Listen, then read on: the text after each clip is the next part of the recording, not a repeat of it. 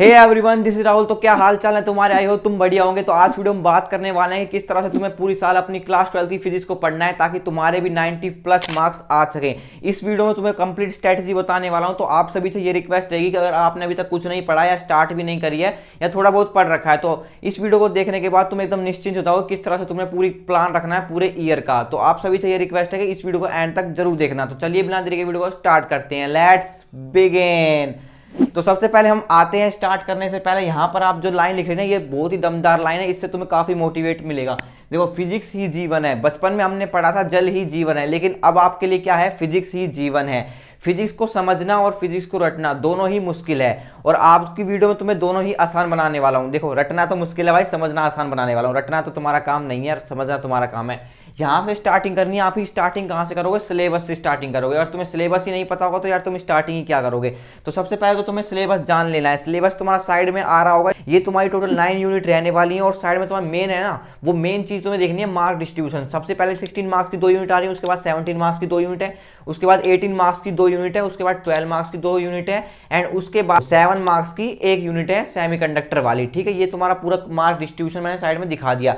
अब यहाँ पर जो आपको डेडलाइन देनी ना, आपको देनी है 15 अगस्त की। आपकी 2 पार्ट है फिजिक्स के। पहला पार्ट में 8 चैप्टर तक है और दूसरे पार्ट में आपके 14 चैप्टर हैं। तो आपका जो डेडलाइन रहनी चाहिए ना, 15 अगस्त तक आपका फर्स्ट पार्ट कंप्लीट हो जाना चाहिए। अभी सबर करो, बताऊंगा कैसे कंप्लीट करना है, लेकिन आपको ये संकल्प ले लेना है, संकल्प ले लेना है कि 15 अगस्त तक तुम्हारा सिलेबस कंप्लीट हो जाना चाहिए, फर्स्ट पार्ट वाला।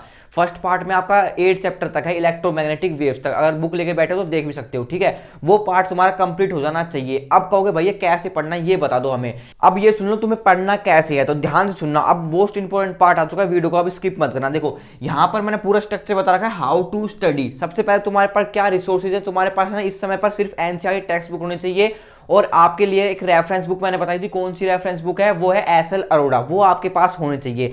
तो सबसे पहले तुम्हें स्टार्टिंग करनी है एनसीईआरटी टेक्स्ट बुक से। देखो, इस समय पर अगर तुम एनसीईआरटी टेक्स्ट बुक रीड नहीं करोगे ना तो तुम सबसे बड़ी मिस्टेक कर रहे हो, क्योंकि लास्ट में तुम्हारे पास टाइम नहीं बचेगा। तुम एनसीईआरटी टेक्स्ट बुक को रीड करोगे तो स्टार्टिंग से ही तुम्हें ना स्ट्रक्चर बना के चलना है, स्ट्रक्चर से प्लानिंग करके चलनी है। इसलिए मैंने ये वीडियो बनाई थी ताकि तुम अच्छे से समझ पाओ।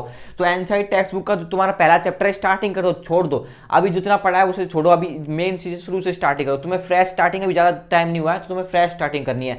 तो इलेक्ट्रिक चार्जेस एंड फील्ड से स्टार्टिंग करनी है। अपनी एनसीईआरटी टेक्स्ट बुक उठाना, उससे है ना लाइन टू लाइन रीड करनी है। एनसीईआरटी की लाइन टू लाइन अगर रीड करोगे ना तो तुम्हें कोई नहीं रोक सकता 95 मार्क्स स्कोर करने से। लाइन टू लाइन रीड करनी पड़ेगी आपको। ठीक है, एनसीईआरटी की लाइन टू लाइन रीड कर सकती है। अब तुम्हें कंसेप्ट समझने के लिए या चैप्टर समझने के लिए तुम हेल्प ले सकते हो यूट्यूब वीडियो की। यूट्यूब वीडियो की काफी इंपॉर्टेंट लेक्चर्स मिल जाते हैं यार, काफी हेल्पफुल होते हैं यूट्यूब लेक्चर्स। और आज के टाइम पे तो यार मोस्टली बच्चे यूट्यूब लेक्चर से ही पढ़ते हैं, स्कूल में से बस टाइम पास करने ही जाते हैं।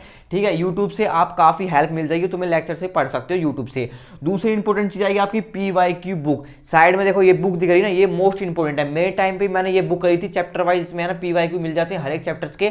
तो आपको ना ये बुक परचेज कर लेनी है। इसमें तुम्हें क्या मिलेगा? इसमें ना हर एक चैप्टर के चैप्टर वाइज इंपॉर्टेंट क्वेश्चन मिलेंगे, chapter wise previous year question मिलेंगे जो आपके प्रीवियस ईयर बोर्ड एग्जाम में आए हुए हैं। ठीक है, ये इतनी बातें तुम्हें समझ में आ गई? समझ में आ गई ना? अब सुनो, तुम्हारा मेन काम क्या है? सबसे मेन काम है इससे हटके, ये तो करना ही करना है, इससे हटके है तुम्हारे मेक शॉर्ट नोट्स। अगर तुमने ये नहीं बनाए ना तो तुम्हारी पूरी साल की मेहनत बेकार है, कुछ भी काम नहीं आने वाली है। देखो, यहाँ एनसीईआरटी टेक्स्ट बुक तो पढ़नी मस्ट है। ठीक है, यूट्यूब लेक्चर अगर तुम्हें स्कूल का समझ में नहीं आया तो इसकी हेल्प ले सकते हो।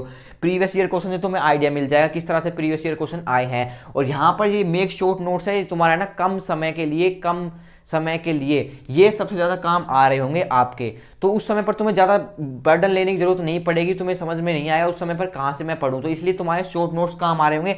हर एक चैप्टर के तुम्हें शॉर्ट नोट्स जरूर बनाने हैं। देखो, इलेक्ट्रिक चार्ज एंड फील्ड अब तुम पढ़ रहे होगे, एनसीईआरटी टेक्स्ट बुक से तुमने पढ़ लिया होगा। अब जितना भी तुम्हारे माइंड में भरा हुआ है ना, जितना भी तुम्हारे माइंड में भरा हुआ है कि कोलम्स लॉ ये होता है, ठीक है, इलेक्ट्रिक फील्ड ये होती है, सुपरपोजिशन प्रिंसिपल ये होता है, जितने भी आपके फॉर्मूले याद आ रहे हैं, गॉस लॉ ये होता है, गॉस लॉ की एप्लीकेशन ये होती है, जितने भी तुम्हारे माइंड में भर चुका है, अभी तुमने फ्रेश पढ़ा है तो तुम्हारे माइंड में फ्रेश एकदम होगा। उसको है ना नोटबुक पे नोट डाउन कर लो। जितना भाई जितना प्रैक्टिस करोगे ना उतना तुम्हारा जबरदस्त माइंड में सेट हो जाएगा एकदम से। ठीक है, इतना कर लोगे, हाँ कर लेंगे भैया। अब भाई मेक शॉर्ट नोट अगर विस्पत से नहीं बनाया ना तो वो भाई भूल जाए, उसके नहीं आने वाले। ठीक है, लास्ट में तू भटकने वाला है, भैया नोट्स दे दो, भैया इंपॉर्टेंट क्वेश्चन बता दो, भैया इंपॉर्टेंट डेरिवेशन बता दो। अगर तूने ये शॉर्ट नोट बना लिए तो यार तू बाकी सब बच्चों से ऊपर जाने वाला है, ठीक है। ये मोस्ट इंपॉर्टेंट होते हैं यार, चाहे तुम कॉम्पिटिशन की एग्जाम की तैयारी कर रहे हो, चाहे तुम बोर्ड एग्जाम की तैयारी कर रहे हो, ठीक है। ये मोस्ट इंपॉर्टेंट होते हैं। मेक शॉर्ट नोट्स तुम्हें जरूर बनाने हर एक चैप्टर के। अब शॉर्ट नोट्स तुम्हें ज़्यादा डिजाइन नहीं बनाने, कलरफुल पेन यूज नहीं करने, जो तुम्हें समझ में आना चाहिए बस, बाकी बाहर में जाए। किसी और के लिए नहीं बना रहे भाई, अपने लिए बना रहे हैं, तो तुम्हें समझ में आना चाहिए शॉर्ट नोट्स। अब नेक्स्ट आते हैं आपके प्रैक्टिस न्यूमेरिकल्स। देखो क्लास 11 में तुमने न्यूमेरिकल्स प्रैक्टिस बिल्कुल भी नहीं करेंगे। मोस्टली बच्चों की क्लास 11 बेकार जाती है और वो डेरिवेशन में ही लगे रहते हैं और न्यूमेरिकल की आदत उनकी बनती नहीं है।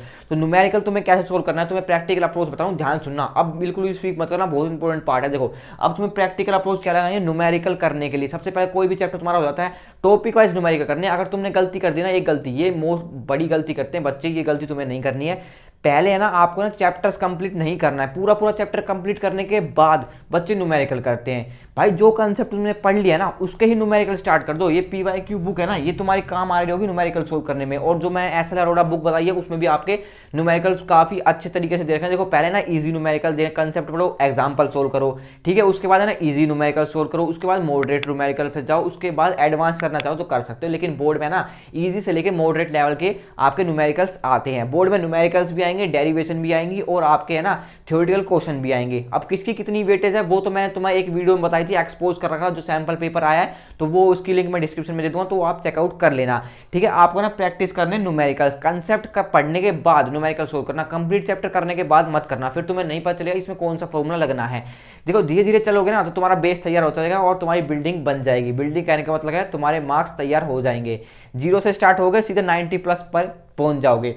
अब उसके बाद आता है रिवीजन जरूरी है। रिवीजन जरूरी क्यों है, अब ये ध्यान से सुनो। अगर तुमने रिवीजन पूरा साल पढ़ लिया, ठीक है, पूरा साल तो अभी तुम्हें बहुत पढ़ना बाकी है यार, पूरा साल तो अभी मार्च में जाके तुम्हारे बोर्ड एग्जाम होंगे, तो पूरा साल तुमने मान लो पढ़ लिया और लास्ट में तुम्हारे रिवीजन के लिए टाइम नहीं बचा, तो यार इतना थोड़ी माइंड में तुम स्टोर कर पाओगे, ठीक है। इतना माइंड में अगर स्टोर कैसे कर पाओगे तो अगर तुमने रिवीजन ही नहीं करोगे। तो रिवीजन बहुत जरूरी है। जो भी चैप्टर तुम्हारा कंप्लीट होता है उसको है ना आधा घंटा रिवीजन के लिए दो, बस इनफ है यार, आधा घंटा बहुत है रिवीजन के लिए, लेकिन डेली देना पड़ेगा।